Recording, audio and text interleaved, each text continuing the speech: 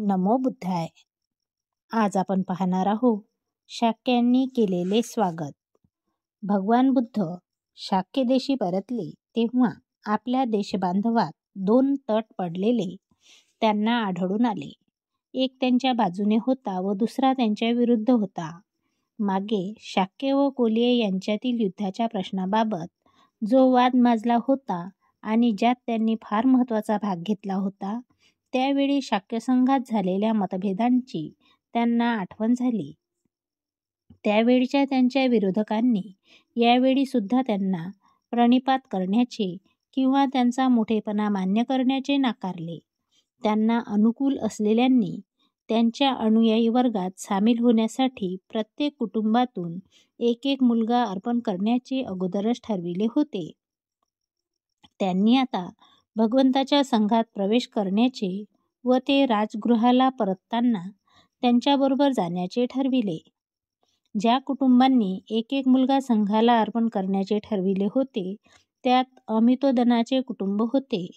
अमितोदनाला 2 मुलगे होते. एकाचे नाव अनिरुद्ध, त्याला अगदी लाडात वाढविले होते. दुसऱ्याचे नाम होते महानाम. महानाम अनिरुद्धाकडे जाऊन म्हणाला, तू तरी संसार त्याग कर किंवा मी करतो.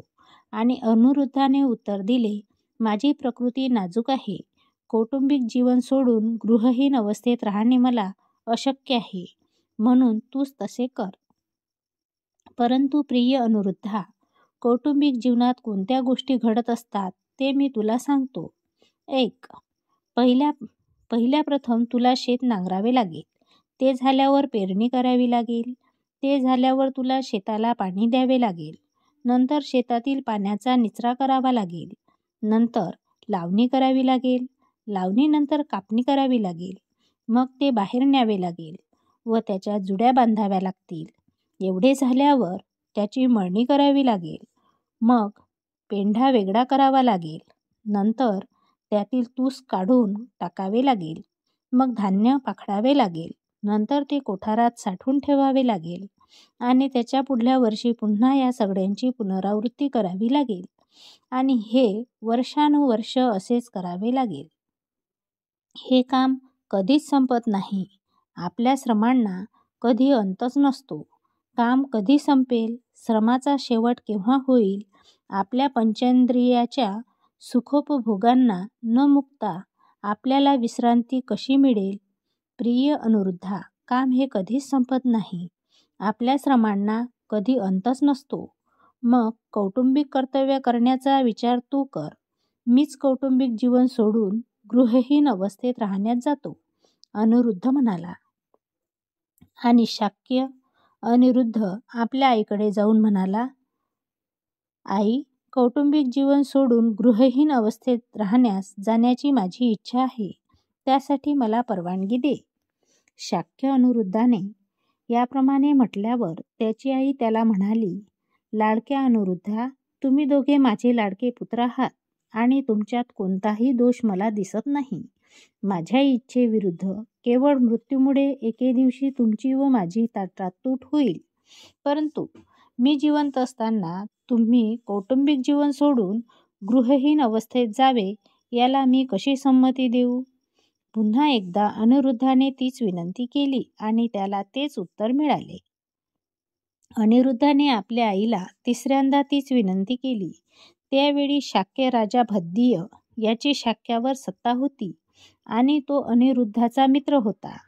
त्यामुळे राजा संसार त्याग करणार नाही असे वाटून ती अनिरुद्धाला म्हणाली, लाडक्या अनिरुद्धा, जर राजा शाक्य भद्दिय याने संसार त्याग केला तर तूही त्याच्याबरोबर जा. नंतर अनिरुद्ध भद्दियाकडे गेला आणि त्याला म्हणाला, प्रिय मित्रा, माझा संसार त्यागात तुझ्यामुळे अडथळा येतो आहे. मग प्रिय मित्रा, मी तो अडथळा दूर करीन. मी तुझ्याबरोबर आहे. तुझ्या इच्छेप्रमाणे तू संसार त्याग कर. प्रिय मित्रा, आपण दोघेही संसार त्याग करूया. प्रिय मित्रा, संसार त्याग करण्यास मी असमर्थ आहे. तू दुसरे काहीही करावयास मला सांगितलेस तरी मी ते करीन. तू एकटाच संसार त्याग कर, भद्दिय म्हणाला. प्रिय मित्रा, जर तू संसार त्याग केलास तरच मीही करावा असे आईने सांगितले आहे. आणि तूही आत्ताच म्हणालास की जर तुझ्या संसार त्यागात माझ्यामुळे अडथळा येत असेल तर तो अडथळा दूर करतो. मी देखील संसार त्यागास तुझ्या इच्छेप्रमाणे तुझ्याबरोबर आहे. म्हणून प्रिय मित्रा, आपण दोघेही संसार त्याग करूया. शाक्य राजा भद्दिय अनिरुद्धाला म्हणाला, प्रिय मित्रा, 7 वर्ष थांब. 7 वर्षानंतर आपण बरोबर संसार त्याग करू.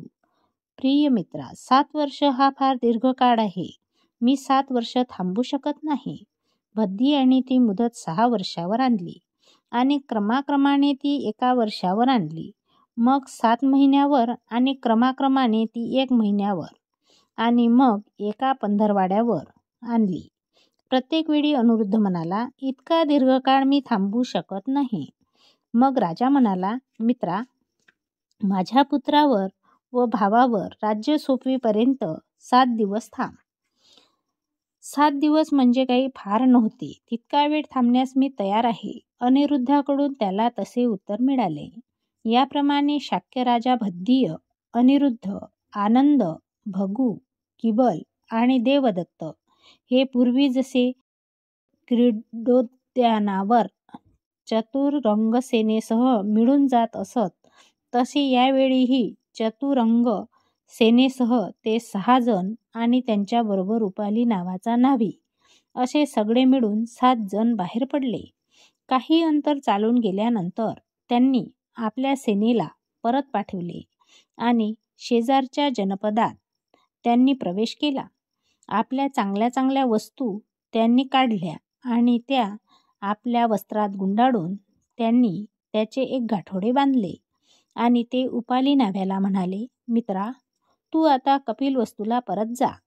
तुझ्या उदरभरणासाठी या वस्तू तुला पुरतील. आम्ही आता भगवान बुद्धाकडे जातो. आणि मग ते पुढे गेले. ते पुढे चालू लागले आणि उपाली घरी जाण्यासाठी परतला. अशा प्रकारे आज आपण शाक्यांनी केलेले स्वागत बघितलेले आहे. पुढच्या भागात आपल्याला बुद्धाला गृहस्थाश्रमी बनविण्याचा शेवटचा प्रयत्न आपण बघणार आहोत. तोपर्यंत नमो बुद्धाय, जय भीम.